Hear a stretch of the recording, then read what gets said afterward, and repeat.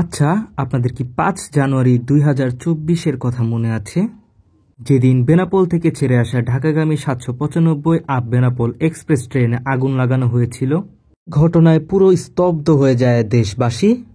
যখন উক্ত ট্রেনটি ঢাকার উদ্দেশ্যে ছুটে আসছিল, তখন আমরা নারায়ণগঞ্জ এক্সপ্রেস ফেসবুক পেজ থেকে লাইভ করেছিলাম এবং আলাদাভাবে আমরা ভিডিও তৈরি করেছিলাম।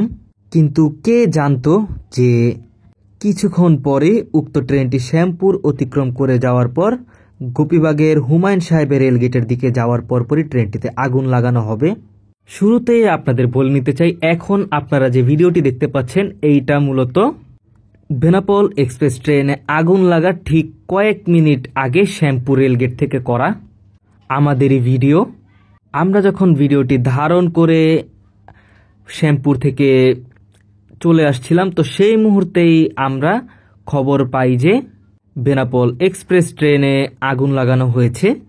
তখন আমরা পুরো স্তব্ধ হয়ে যাই যে কিছুক্ষণ আগে যে দেখা ট্রেনটি সেটিতে কিভাবে আগুন লাগলো। এখানে দেখতে পাচ্ছেন যে বেনাপোল থেকে ছেড়ে আসা ঢাকা অভিমুখী বেনাপোল এক্সপ্রেস ট্রেনটি এখন ছুটে যাচ্ছে। তখন কিন্তু এই ট্রেনটি পুরোটা চাইনিজ রেখে চলাচল করত এবং ট্রেনটি দৈর্ঘ্য ছিল বেশ। বর্তমানে আপনারা যে কোচগুলো দেখতে পাচ্ছেন মূলত এই কোচগুলোতেই আগুন লাগানো হয়েছিল। তারপরে এখন যে কোচগুলো দেখতে পাচ্ছেন এই কোচগুলো অক্ষত ছিল। সেই সময় পুরো ট্রেনটি চাইনিজ কোচে চলাচল করত এবং তার লোড ছিল ১০-২০। ভিডিওটি এখনও এডিট করতে গেলে আমার গা শিউরে উঠে, কারণ ট্রেনটি এখন যে যাচ্ছে তো সেই সময়ের কথা আমার মনে পড়ে যাচ্ছে যে কে জানতো যে একটু পরেই এই ট্রেনটি আগুন লেগে অনেক মানুষ আগুনে পুড়ে হতাহত হবে।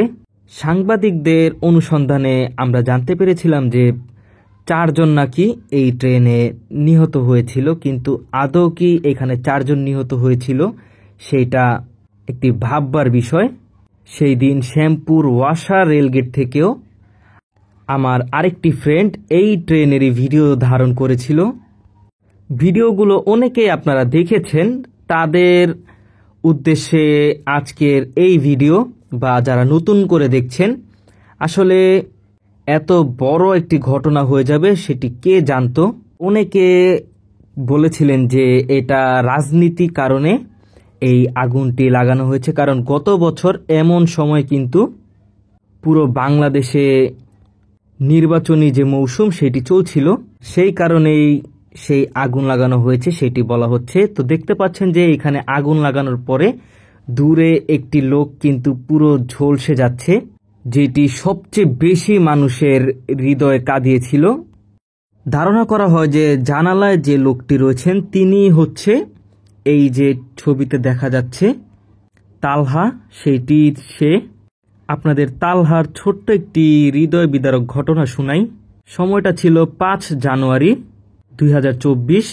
ছুটি শেষ করে ফরিদপুর থেকে ঢাকায় প্রথমবারের মতো পদ্মা সেতু পাড়ি দিয়ে ঢাকায় ফিরছিলেন ইঞ্জিনিয়ারিং সাবজেক্ট নিয়ে পড়ুয়া তালহা। তিনি ট্রেনে ঢাকায় ফেরার পথে পদ্মা সেতু পাড়ি দেওয়ার যে আনন্দ, বা ট্রেনে চড়ার যে আনন্দ পদ্মা সেতু রেলপথ দিয়ে, সেইটি তার ফেসবুক স্টোরিতে দিয়ে আনন্দ ব্যক্ত করেছিলেন। কিন্তু তিনি কি জানতো যে তার এই প্রথম পদ্মা সেতু রেলপথ দিয়ে ট্রেন ভ্রমণে হতে যাচ্ছে তার জীবনের শেষ ভ্রমণ।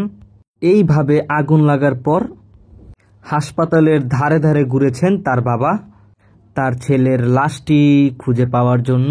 তাছাড়াও সৌমি নামে এই মেয়েটিকেও অনেক খুঁজে পেতে চেষ্টা চালিয়েছে তার পরিবার সহ দেশবাসী।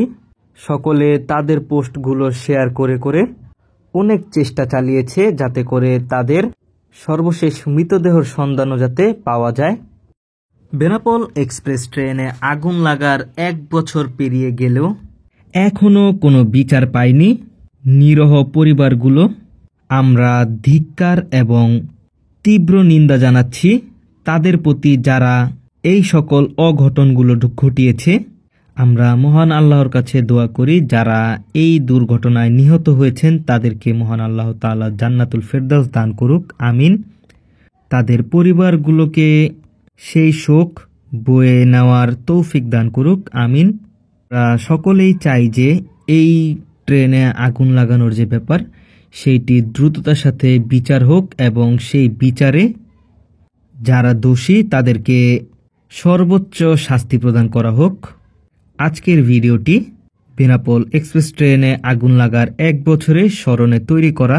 যারা যারা ভিডিওটি দেখেছেন সকলের প্রতি অনুরোধ থাকবে, আপনারা সকলে যার যার অবস্থান থেকে বেনাপোল এক্সপ্রেস ট্রেনে যারা মৃত্যুবরণ করেছেন তাদের সকলের জন্য দোয়া করবেন, তাদের পরিবারের জন্য দোয়া করবেন এবং দেশবাসী সকলের প্রতি অনুরোধ থাকবে উক্ত ঘটনা যারা ঘটিয়েছে তাদের যাতে শাস্তি হয় সেই দিকেও আপনারা লক্ষ্য রাখবেন এবং সেইটি নিয়েও প্রতিবাদ করবেন।